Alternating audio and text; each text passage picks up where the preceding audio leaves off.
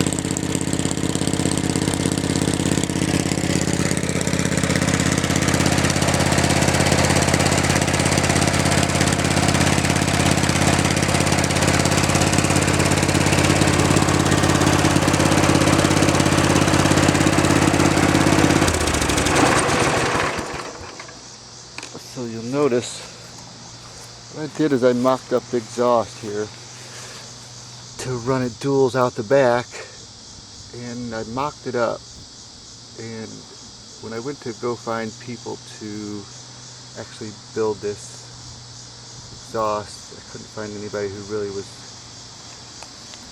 seemed to be capable of building it for whatever reason out of, say, exhaust parts.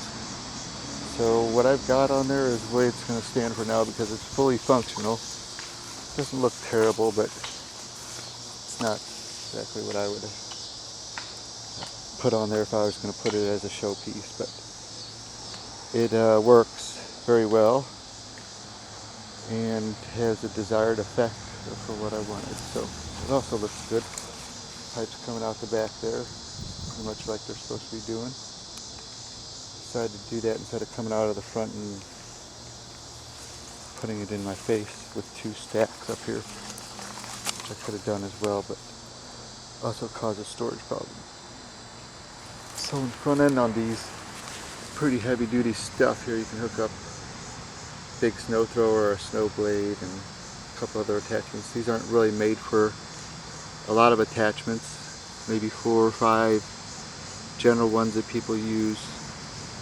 But the other models seemed to be the ones to use for the bigger models were the ones that had more attachments. Obviously they had more horsepower.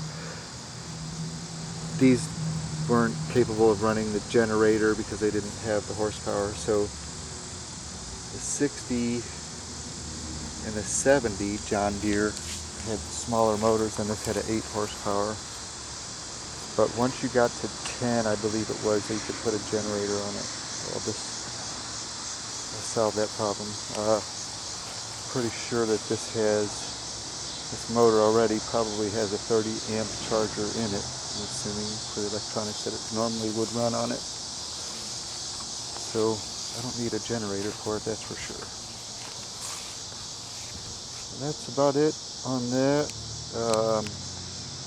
The only thing else I did really was put a fuse up here.